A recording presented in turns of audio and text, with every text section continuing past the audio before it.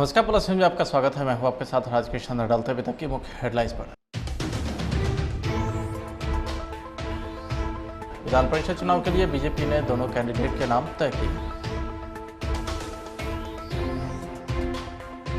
RJD supremo Lalu Prasad Yadav को आचार संहिता उल्लंघन से जुड़े मामले में झारखंड की अदालत ने बरी की। पटना जाने के लिए बस में सवार हुई नाबालिग लड़की से गैंगरेप, आरोपी चालक और खलासी को पुलिस ने किया गिरफ्तार। और एयरफोर्स जवान को ओवरटेक कर लूटपाट, बच्चे समेत 3 को मारा चाकू, पत्नी की हुई मौत। अब खबरें विस्तार से। बिहार में विधान परिषद की 7 सीटों पर चुनाव हो रहे हैं। इस चुनाव में बीजेपी के 2, जदयू के 2 और राजद के 3 सदस्य विधान परिषद जाएंगे। राजद ने अपने तीनों कैंडिडेट की घोषणा काफ़ी पहले कर दी थी। सोमवार को राजद उम्मीदवार ने अपना नामांकन भी दाखिल कर दिया। मंगलवार को जदयू ने अपने कैंडिडेट के नाम तय किए हैं। बीजेपी ने भी अपने कैंडिडेट के नाम तय कर दिए हैं, जिसमें से एक चेहरा अनिल शर्मा, दूसरा चेहरा हरीश सहनी का है। हरीश सहनी 2015 में बहादुरपुर से भाजपा के टिकट पर विधानसभा का चुनाव लड़ चुके हैं। तो वहीं 2020 के विधानसभा चुनाव में भी इन्हें दरभंगा की अलीनगर सीट से टिकट दिया गया था, लेकिन बाद में नेतृत्व ने इनसे टिकट वापस ले लिया था। अब इन्हें पार्टी विधान परिषद भेजने जा रही है। तो वहीं एक नाम जहानाबाद का अनिल शर्मा का है। अनिल शर्मा पार्टी के पुराने और समर्पित नेता है। वे संगठन में कई पदों पर काम भी कर चुके हैं। भारतीय जनता पार्टी ने एक बड़ी जिम्मेवारी दी है, ये तो सही है, लेकिन मैं इतना ही कहूँगा कि जहाँ के मैं रहने वाला जहानाबाद का हूँ, वो मगध रेंज का एक प्रमुख जगह है जहाँ से राजनीति का धारा निकलता है, इसमें कहीं दो मत नहीं है। और मैं वहाँ का रहने वाला हूँ, वहाँ मैं पैदा हुआ हूँ, वहाँ मैं छोटा से बड़ा हुआ हूँ और राजनीति भी लगभग मैं वहाँ से शुरू किया हूँ। तो मैं इतना ही कह सकता हूँ कि जहानाबाद के साथ साथ जितना मगध है, जितने ज़िले आते हैं या शाहाबाद, सबका मैं सेवा करूँगा। और ख़ास करके जो मगध क्षेत्र है, उनका तो एक सिपाही के रूप में काम करने का मुझे हक प्राप्त होगा। इससे बड़ा चीज़ सौभाग्य की बात कुछ नहीं हो सकती। देखिए, मैं तो एक ही बात कर सकता हूँ कि भारतीय जनता पार्टी के कोई भी कार्यकर्ता काम करे, और जब काम करेगा तो निश्चित रूप से पार्टी उस पर ध्यान देती है। पार्टी सब पर देखता है, और जब समय उचित समय आता है तो कार्यकर्ता को ही प्रोत्साहित करता है। इसका परिणाम या खुद मैं हूँ, इससे बड़ा कोई भी उदाहरण नहीं हो सकता है। इतने लंबे समय से काम करने के बाद, संगठन में काम करने के बाद, आज मुझे भारतीय जनता पार्टी के अधिकारियों ने, जो हमारे नेतृत्व, केंद्रीय नेतृत्व से लेकर प्रदेश नेतृत्व के लोग हैं, विधान परिषद में भेजने का काम किया है। आरजेडी सुप्रीमो लालू प्रसाद यादव को आचार संहिता उल्लंघन से जुड़े एक मामले में झारखंड की अदालत ने बरी कर दिया है। लालू प्रसाद यादव पलामू स्थित एमपी एमएलए की विशेष अदालत में पहुंचे। लालू यादव पर आचार संहिता उल्लंघन का आरोप था। कोर्ट ने इस केस को 6,000 रुपये का जुर्माना लगाकर मामले को निष्पादित कर दिया। दरअसल झारखंड विधानसभा चुनाव 2009 के दौरान गढ़वा विधानसभा क्षेत्र से गिरिनाथ सिंह राजद प्रत्याशी थे। उनके प्रचार में लालू यादव उड़न खटोल से पहुंचे थे। गढ़वा के गोविंद उच्च विद्यालय में लालू की सभा होनी थी। उड़न खटोल के लैंड करने के लिए गढ़वा प्रखंड के कल्याणपुर में हेलीपैड निर्धारित था। इसके लिए प्रशासन ने अनुमति दी थी, लेकिन हेलीपैड पर न लैंड कर हेलीकॉप्टर गोविंद उच्च विद्यालय के मैदान में बने सभा स्थल पर उतरा। इससे अफरा तफरी मच गई। इसी मामले में प्रतिनियुक्त दंडाधिकारी ने राजद अध्यक्ष लालू प्रसाद यादव व हेलीकॉप्टर के पायलट के ऊपर प्राथमिकी दर्ज कराई थी। इसी मामले में पलामू कोर्ट में लालू की पेशी हुई।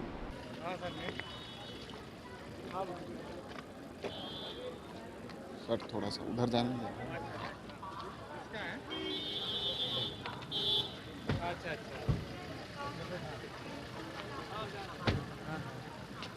बिहार के पश्चिम चंपारण जिले के बेतिया में दिल्ली के निर्भया कांड जैसा मामला सामने आया है। यहाँ एक बस में नाबालिग लड़की के साथ गैंगरेप की वारदात से हड़कंप मच गया।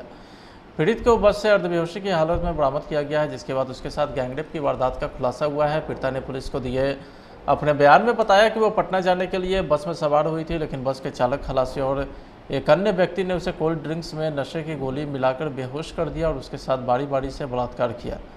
पीड़ित लड़की के बयान पर पुलिस ने तत्काल कार्रवाई करते हुए आरोपी ड्राइवर और खलासी को गिरफ्तार कर लिया है।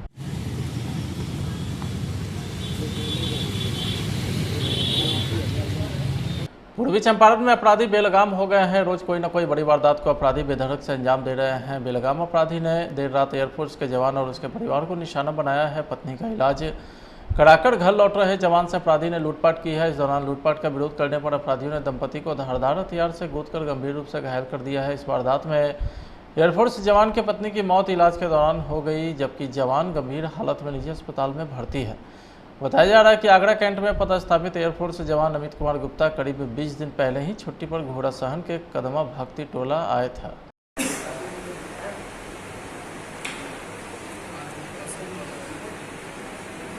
पटना के गर्दनीबाग थाना पुलिस ने 3 जून को महालक्ष्मी ज्वेलरी दुकान में लूटपाट की घटना का खुलासा किया है। मामले में पुलिस ने 9 अपराधी को गिरफ्तार किया है। इस दौरान पुलिस ने अपराधी के कब्जे से 1 देशी रिवॉल्वर, 2 जिंदा कारतूस, पिस्टल, 2 बाइक, 45 चांदी का सिक्का, 16 जोड़ी शादी का पायल, 10 चांदी के बिस्कुट, 1 सोने की नथिया, टीका, चाकू और मोबाइल फ़ोन बरामद किए हैं। पटना के वरीय पुलिस अधीक्षक के आदेश पर पटना मध्य के एसपी के नेतृत्व में मामले की जांच के लिए विशेष टीम का गठन किया गया था।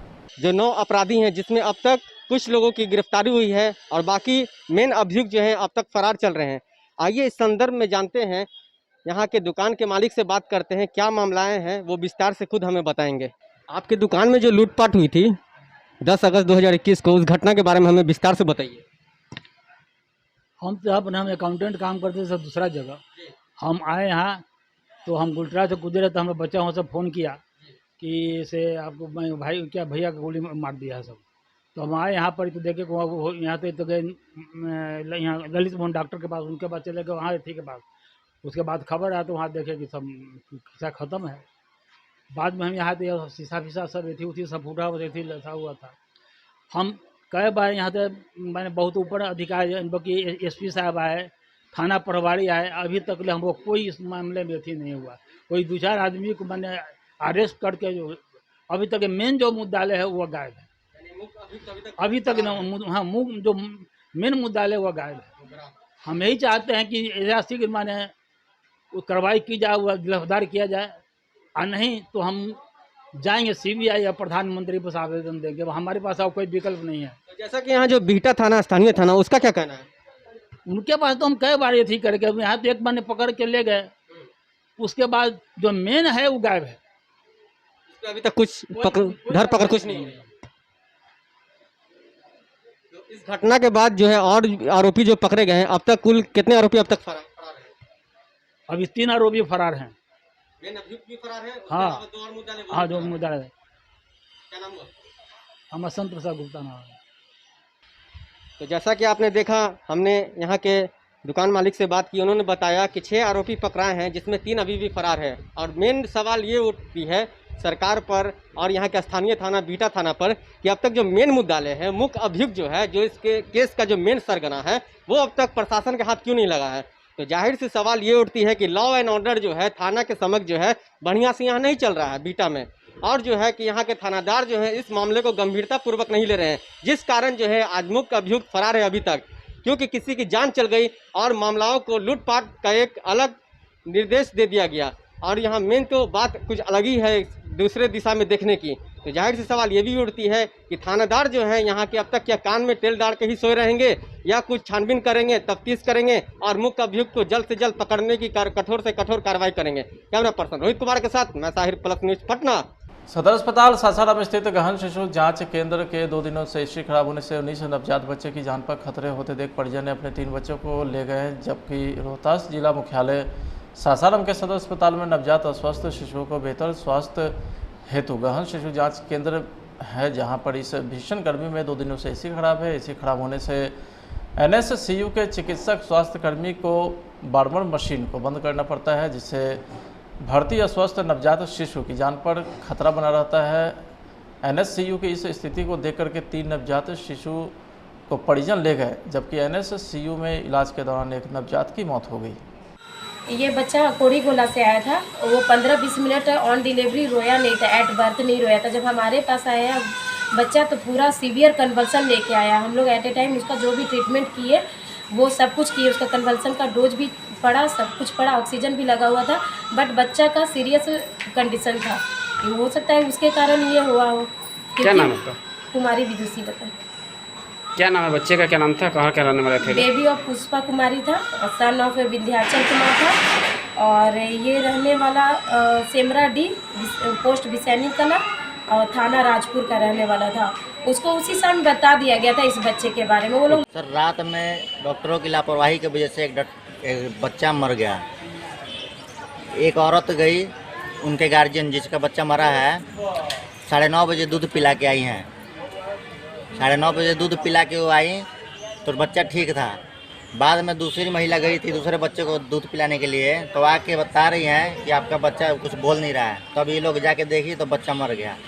और डॉक्टर और भी ये सब कोई नहीं हमारे को बताया कि बच्चा मर गया है, और बच्चा 1.5-2 घंटा पहले से मर गए। रात में डॉक्टर रहते हैं कि नहीं? रात में डॉक्टर सब सोया रहता है। यहाँ क्या लापरवाही है? लापरवाही है, डॉक्टर ना नर्स कोई ढंग से बतियाती है ना डॉक्टर बतियाते हैं, सब अपने मन का। नर्स से बोलने पे बोलती हैं कि अपना बच्चे यहाँ क्यों लाए हो, लेके जाइए यहाँ से। दिक्कत क्या हो रहा है आप लोगों को? दिक्कत ये हो रहा है कि इन लोग का लापरवाही है। क्या नाम पड़ेगा आपका? मेरा नाम मुन्ना कुमार। मधुबनी जिले के जीविका दीदी के लिए नाबार्ड के द्वारा प्रायोजित एवं युवा कृति संगम द्वारा संचालित 10 दिवसीय उच्च तकनीक से सब्जी उत्पादन प्रशिक्षण कार्यक्रम का प्रारंभ हुआ। अपने संबोधन में युवा कृति संगम के CEO सुनील चौधरी ने बताया कि 10 दिन तक चलने वाले प्रशिक्षण कार्यक्रम में उच्च तकनीक जैसे मल्चिंग विधि, नेट विधि, शेड विधि, ड्रिप सिंचाई, मिनी माइक्रो स्क्रैम्प कलर विधि से थ्योरी और प्रैक्टिकल के माध्यम से और खेती क्षेत्र भ्रमण कराकर प्रशिक्षण देकर पूर्ण प्रशिक्षित किया जाता है। और हमारे आदरणीय जो DDM साहब हैं नाबार्ड के, और सुनील जी, आलोक जी और जीवन जी जो SCW हम लोग के DRP भी आए हुए हैं, और आप लोग हैं।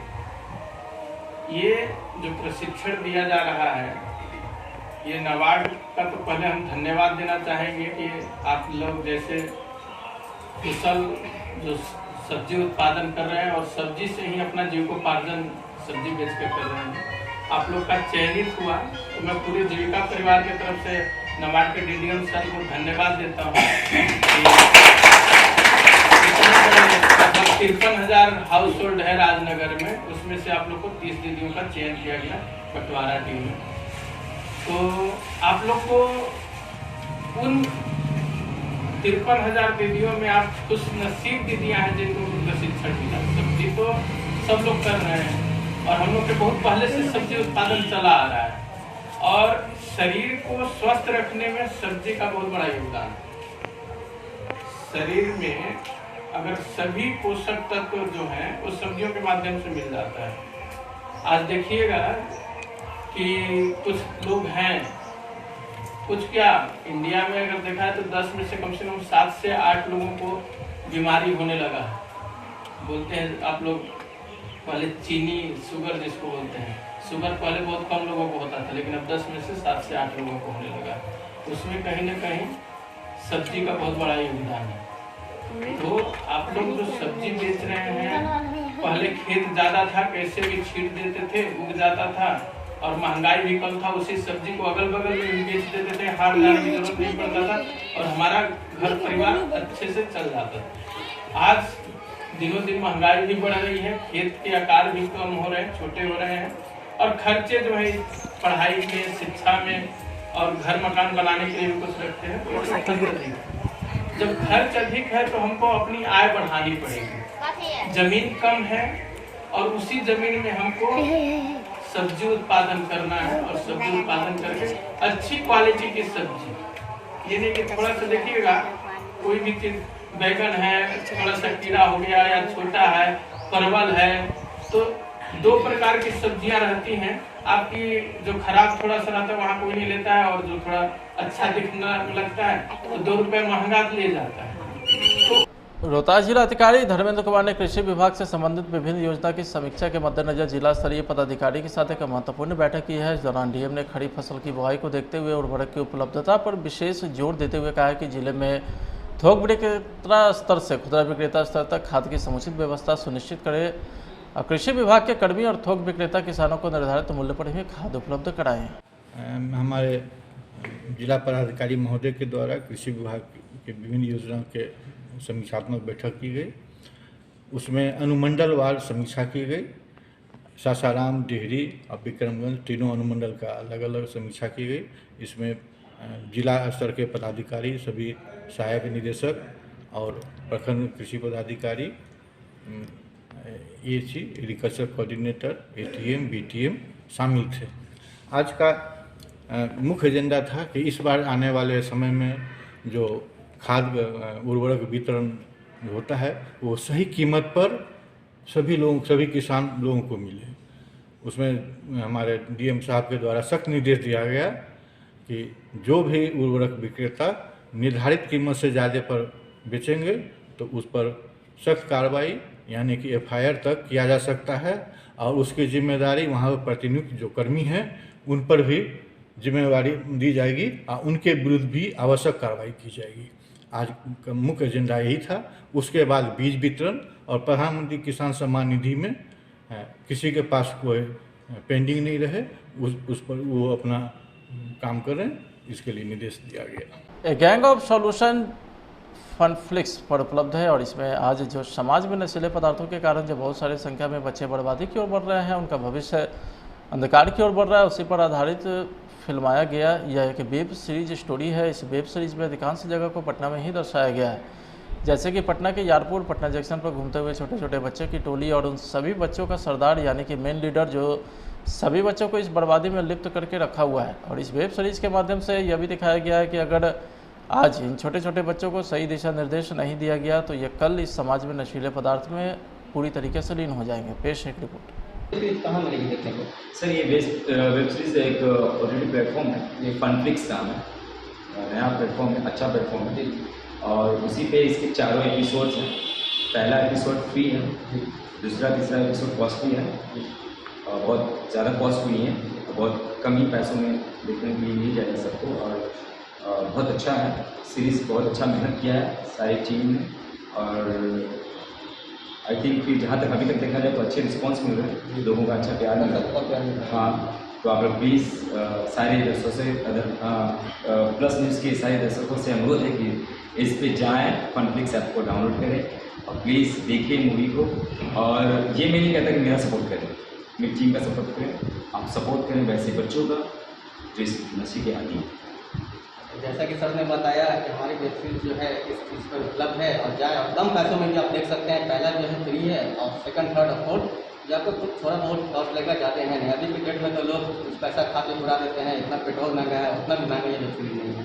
तो अगर आपको एक दर्शाना है इस देश के लिए, इस बिहार के लिए बच्चों को भविष्य बनाना है तो इस वेब सीरीज को देखें, प्रोत्साहित हों और लोगों को भी बताएं जानकारी दें। कैमरा पर्सन रोहित कुमार के साथ मैं साहिब प्लस पटना। भारत नेपाल सीमा पर स्थित पूर्वी चंपारण जिला के आदापुर थाना क्षेत्र में बेलदड़वा मठ बॉर्डर पर तस्करों ने जमकर तांडव मचाया है। पूर्व से सक्रिय महिला तस्कर और एसएसबी जवानों के बीच झड़प हुई है, फिर मामला काफ़ी बढ़ गया जिस दौरान नेपाली परिक्षेत्र के लोग एसएसबी जवानों के विरुद्ध हंगामा करने लगे। इसी बीच आदापुर थानाध्यक्ष बिना बढ़िया अधिकारी की अनुमति के बगैर सपरिवार के साथ नेपाल भ्रमण के उपरांत लौटने के क्रम में नेपाली परिक्षेत्र एवं एसएसबी के बीच झड़प में आदापुर थानाध्यक्ष की गाड़ी को उपद्रवी ने घेर कर पथराव शुरू कर दिया। फिर थानाध्यक्ष को नेपाल सीमा क्षेत्र से भागना पड़ा, जिस पथराव में थानाध्यक्ष की गाड़ी का शीशा टूट गया है। सीमा पर तैनात दोनों तरफ के सुरक्षाकर्मी ने मोर्चा संभाला और बढ़िया पदाधिकारी को सूचना देकर बुलाया, जिसके बाद पहल के बाद हंगामे को शांत कराया गया। एसएसबी के जवानों ने उत्पात मचा रही एक महिला को कस्टडी में लेकर स्थानीय थाने के हवाले भी कर दिया है।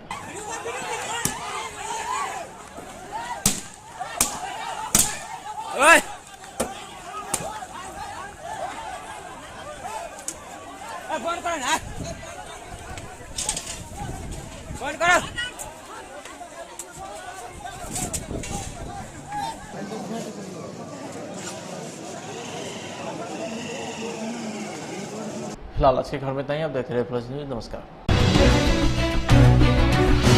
बिहार में विधान परिषद की 7 सीटों पर चुनाव हो रहे हैं। इस चुनाव में बीजेपी के 2, जदयू के 2 और राजद के 3 सदस्य विधान परिषद जाएंगे। राजद ने अपने तीनों कैंडिडेट की घोषणा काफ़ी पहले कर दी थी। सोमवार को राजद उम्मीदवार ने अपना नामांकन भी दाखिल कर दिया। मंगलवार को जदयू ने अपने कैंडिडेट के नाम तय किए हैं। बीजेपी ने भी अपने कैंडिडेट के नाम तय कर दिए हैं, जिसमें से एक चेहरा अनिल शर्मा, दूसरा चेहरा हरीश सहनी का है। हरीश सहनी 2015 में बहादुरपुर से भाजपा के टिकट पर विधानसभा का चुनाव लड़ चुके हैं। तो वही 2020 के विधानसभा चुनाव में भी इन्हें दरभंगा की अलीनगर सीट से टिकट दिया गया था, लेकिन बाद में नेतृत्व ने इनसे टिकट वापस ले लिया था। अब इन्हें पार्टी विधान परिषद भेजने जा रही है। तो वहीं एक नाम जहानाबाद के अनिल शर्मा का है। अनिल शर्मा पार्टी के पुराने और समर्पित नेता है। वे संगठन में कई पदों पर काम भी कर चुके हैं। भारतीय जनता पार्टी ने एक बड़ी जिम्मेवारी दी है, ये तो सही है, लेकिन मैं इतना ही कहूँगा कि जहाँ के मैं रहने वाला जहानाबाद का हूँ, वो मगध रेंज का एक प्रमुख जगह है जहाँ से राजनीति का धारा निकलता है, इसमें कहीं दो मत नहीं है। और मैं वहाँ का रहने वाला हूँ, वहाँ मैं पैदा हुआ हूँ, वहाँ मैं छोटा से बड़ा हुआ हूँ और राजनीति भी लगभग मैं वहाँ से शुरू किया हूँ। तो मैं इतना ही कह सकता हूँ कि जहानाबाद के साथ साथ जितना मगध है, जितने ज़िले आते हैं या शाहाबाद, सबका मैं सेवा करूँगा। और ख़ास करके जो मगध क्षेत्र है उनका तो एक सिपाही के रूप में काम करने का मुझे हक प्राप्त होगा। इससे बड़ा चीज़ सौभाग्य की बात कुछ नहीं हो सकती। देखिए, मैं तो एक ही बात कर सकता हूँ कि भारतीय जनता पार्टी के कोई भी कार्यकर्ता काम करे, और जब काम करेगा तो निश्चित रूप से पार्टी उस पर ध्यान देती है। पार्टी सब पर देखता है, और जब समय उचित समय आता है तो कार्यकर्ता को ही प्रोत्साहित करता है। इसका परिणाम या खुद मैं हूँ, इससे बड़ा कोई भी उदाहरण नहीं हो सकता है। इतने लंबे समय से काम करने के बाद, संगठन में काम करने के बाद, आज मुझे भारतीय जनता पार्टी के अधिकारियों ने, जो हमारे नेतृत्व, केंद्रीय नेतृत्व से लेकर प्रदेश नेतृत्व के लोग हैं, विधान परिषद में भेजने का काम किया है। आरजेडी सुप्रीमो लालू प्रसाद यादव को आचार संहिता उल्लंघन से जुड़े एक मामले में झारखंड की अदालत ने बरी कर दिया है। लालू प्रसाद यादव पलामू स्थित एमपी एमएलए की विशेष अदालत में पहुंचे। लालू यादव पर आचार संहिता उल्लंघन का आरोप था। कोर्ट ने इस केस को 6,000 रुपये का जुर्माना लगाकर मामले को निष्पादित कर दिया। दरअसल झारखंड विधानसभा चुनाव 2009 के दौरान गढ़वा विधानसभा क्षेत्र से गिरिनाथ सिंह राजद प्रत्याशी थे। उनके प्रचार में लालू यादव उड़न खटोल से पहुंचे थे। गढ़वा के गोविंद उच्च विद्यालय में लालू की सभा होनी थी। उड़न खटोल के लैंड करने के लिए गढ़वा प्रखंड के कल्याणपुर में हेलीपैड निर्धारित था। इसके लिए प्रशासन ने अनुमति दी थी, लेकिन हेलीपैड पर न लैंड कर हेलीकॉप्टर गोविंद उच्च विद्यालय के मैदान में बने सभा स्थल पर उतरा। इससे अफरा तफरी मच गई। इसी मामले में प्रतिनियुक्त दंडाधिकारी ने राजद अध्यक्ष लालू प्रसाद यादव और हेलीकॉप्टर के पायलट के ऊपर प्राथमिकी दर्ज कराई थी। इसी मामले में पलामू कोर्ट में लालू की पेशी हुई।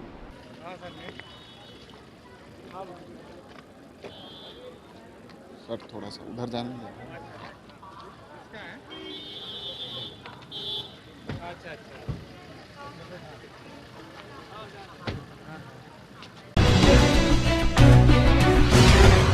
बिहार के पश्चिम चंपारण जिले के बेतिया में दिल्ली के निर्भया कांड जैसा मामला सामने आया है। यहां एक बस में नाबालिग लड़की के साथ गैंगरेप की वारदात से हड़कंप मच गया। पीड़ित को बस से अर्धबेहोशी की हालत में बरामद किया गया है, जिसके बाद उसके साथ गैंगरेप की वारदात का खुलासा हुआ है। पीड़िता ने पुलिस को दिए अपने बयान में बताया कि वो पटना जाने के लिए बस में सवार हुई थी, लेकिन बस के चालक, खलासी और एक अन्य व्यक्ति ने उसे कोल्ड ड्रिंक्स में नशे की गोली मिलाकर बेहोश कर दिया और उसके साथ बारी बारी से बलात्कार किया। पीड़ित लड़की के बयान पर पुलिस ने तत्काल कार्रवाई करते हुए आरोपी ड्राइवर और खलासी को गिरफ्तार कर लिया है।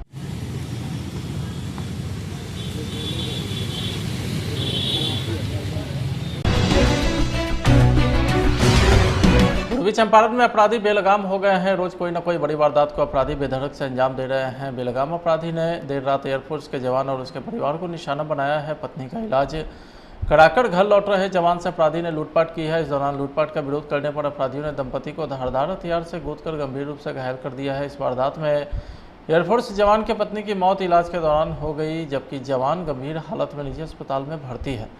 बताया जा रहा है कि आगरा कैंट में पदस्थापित एयरफोर्स जवान अमित कुमार गुप्ता करीब 20 दिन पहले ही छुट्टी पर घोड़ा सहन के कदमा भक्ति टोला आया था।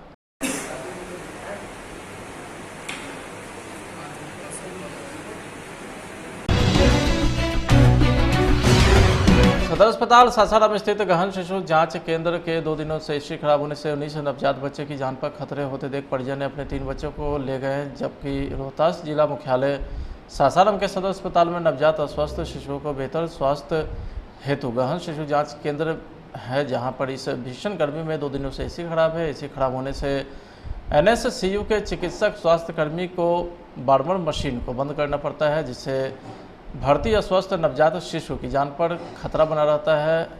एनएससीयू की इस स्थिति को देख करके 3 नवजात शिशु को परिजन ले गए, जबकि एनएससीयू में इलाज के दौरान एक नवजात की मौत हो गई। ये बच्चा कोड़ी गोला से आया था। वो 15-20 मिनट ऑन डिलीवरी रोया नहीं था, एट बर्थ नहीं रोया था। जब हमारे पास आया बच्चा तो पूरा सीवियर कन्वल्सन लेके आया। हम लोग एट ए टाइम उसका जो भी ट्रीटमेंट किए वो सब कुछ किए। उसका कन्वल्सन का डोज भी पड़ा, सब कुछ पड़ा, ऑक्सीजन भी लगा हुआ था, बट बच्चा का सीरियस कंडीशन था। ये हो सकता है उसके कारण ये हुआ हो। क्या नाम है उसका? कुमारी विदुषी बता।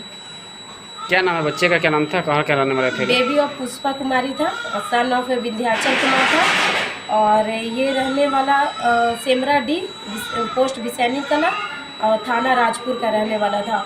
उसको उसी समय बता दिया गया था इस बच्चे के बारे में। वो लोग सर रात में डॉक्टरों की लापरवाही की वजह से एक बच्चा मर गया। एक औरत गई, उनके गार्जियन जिसका बच्चा मरा है 9:30 बजे दूध पिला के आई हैं। 9:30 बजे दूध पिला के वो आई तो बच्चा ठीक था। बाद में दूसरी महिला गई थी दूसरे बच्चे को दूध पिलाने के लिए, तो आके बता रही हैं कि आपका बच्चा कुछ बोल नहीं रहा है। तब ये लोग जाके देखी तो बच्चा मर गया। और डॉक्टर और ये सब कोई नहीं हमारे को बताया कि बच्चा मर गया है, और बच्चा 1.5-2 घंटा पहले से मर गए। रात में डॉक्टर रहते हैं कि नहीं? रात में डॉक्टर सब सोया रहता है। यहाँ क्या लापरवाही है? लापरवाही है, डॉक्टर ना नर्स कोई ढंग से बतियाती है ना डॉक्टर बतियाते हैं, सब अपने मन का। नर्स से बोलने पे बोलती हैं कि अपना बच्चे यहाँ क्यों लाए हो, लेके जाइए यहाँ से। दिक्कत क्या हो रहा है आप लोगों को? दिक्कत ये हो रहा है कि इन लोग का लापरवाही है। क्या नाम पड़ेगा आपका? मेरा नाम मुन्ना कुमार। मधुबनी जिले के जीविका दीदी के लिए नाबार्ड के द्वारा प्रायोजित एवं युवा कृति संगम द्वारा संचालित 10 दिवसीय उच्च तकनीक से सब्जी उत्पादन प्रशिक्षण कार्यक्रम का प्रारंभ हुआ। अपने संबोधन में युवा कृति संगम के सीईओ सुनील चौधरी ने बताया कि 10 दिन तक चलने वाले प्रशिक्षण कार्यक्रम में उच्च तकनीक जैसे मल्चिंग विधि, नेट विधि, शेड विधि, ड्रिप सिंचाई, मिनी माइक्रो स्क्रैम्प कलर विधि से थ्योरी और प्रैक्टिकल के माध्यम से और खेती क्षेत्र भ्रमण कराकर प्रशिक्षण देकर पूर्ण प्रशिक्षित किया जाता है। और हमारे आदरणीय जो पीडीएम साहब हैं नाबार्ड के, और सुनील जी, आलोक जी और जीवन जी जो ACW हम लोग के DRP भी आए हुए हैं, और आप लोग हैं। ये जो प्रशिक्षण दिया जा रहा है, ये नाबार्ड का तो पहले हम धन्यवाद देना चाहेंगे कि आप लोग जैसे कुशल जो सब्जी उत्पादन कर रहे हैं और सब्जी से ही अपना जीविकोपार्जन सब्जी बेच कर रहे हैं, आप लोग का चयनित हुआ। तो मैं पूरे जीविका परिवार की तरफ से नाबार्ड के DDM सर को धन्यवाद देता हूँ। 53,000 हाउस होल्ड है राजनगर में, उसमें से आप लोग को 30 दीदियों का चयन किया गया पटवारा टीम में। तो आप लोग को उन 53,000 दीदियों में आप खुश नसीब दीदियाँ हैं जिनको प्रशिक्षण मिला। सब्जी तो सब लोग कर रहे हैं और हम लोग के बहुत पहले से सब्जी उत्पादन चला आ रहा है, और शरीर को स्वस्थ रखने में सब्जी का बहुत बड़ा योगदान है। शरीर में अगर सभी पोषक तत्व जो हैं वो सब्जियों के माध्यम से मिल जाता है। आज देखिएगा कि कुछ लोग हैं, कुछ क्या इंडिया में अगर देखा है तो 10 में से कम 7 से 8 लोगों को बीमारी होने लगा है। बोलते हैं आप लोग पहले चीनी शुगर जिसको बोलते हैं, शुगर पहले बहुत कम लोगों को होता था, लेकिन अब 10 में से 7 से 8 लोगों को होने लगा। उसमें कहीं ना कहीं सब्जी का बहुत बड़ा योगदान है। तो आप लोग जो सब्जी बेच रहे हैं, पहले खेत ज़्यादा था, कैसे भी छींट देते थे, उग जाता था, और महंगाई भी कम था, उसी सब्जी को अगल बगल में भी बेच देते थे, हाट जाने की जरूरत नहीं पड़ता था और हमारा घर परिवार अच्छे से चल जाता था। आज दिनों दिन महंगाई भी बढ़ रही है, खेत के आकार भी कम हो रहे हैं, छोटे हो रहे हैं, और खर्चे जो है पढ़ाई में, शिक्षा में और घर मकान बनाने के लिए भी कुछ रखते हैं। तो जब खर्च अधिक है तो हमको अपनी आय बढ़ानी पड़ेगी। जमीन कम है और उसी जमीन में हमको सब्जी उत्पादन करना है, और सब्जी उत्पादन करके अच्छी क्वालिटी की सब्जी, ये नहीं कि थोड़ा सा देखिएगा कोई भी चीज, बैगन है थोड़ा सा कीड़ा हो गया या छोटा है, परवल है, तो 2 प्रकार की सब्जियां रहती हैं। आपकी जो खराब थोड़ा सा रहता है वहाँ कोई नहीं लेता है, और जो थोड़ा अच्छा दिखने लगता है तो 2 रुपए महंगा ले जाता है। तो रोहतास जिला अधिकारी धर्मेंद्र कुमार ने कृषि विभाग से संबंधित विभिन्न योजना की समीक्षा के मद्देनजर जिला स्तरीय पदाधिकारी के साथ एक महत्वपूर्ण बैठक की है। इस दौरान डीएम ने खड़ी फसल की बुआई को देखते हुए उर्वरक की उपलब्धता पर विशेष जोर देते हुए कहा कि जिले में थोक विक्रेता स्तर से खुदरा विक्रेता स्तर तक खाद की समुचित व्यवस्था सुनिश्चित करे। कृषि विभाग के कर्मी और थोक विक्रेता किसानों को निर्धारित मूल्य पर ही खाद उपलब्ध कराएं। हमारे जिला पदाधिकारी महोदय के द्वारा कृषि विभाग के विभिन्न योजनाओं के समीक्षात्मक बैठक की गई। उसमें अनुमंडलवार समीक्षा की गई। सासाराम, डिहरी और विक्रमगंज तीनों अनुमंडल का अलग अलग समीक्षा की गई। इसमें जिला स्तर के पदाधिकारी, सभी सहायक निदेशक और प्रखंड कृषि पदाधिकारी, AC, agriculture coordinator, ATM, BTM शामिल थे।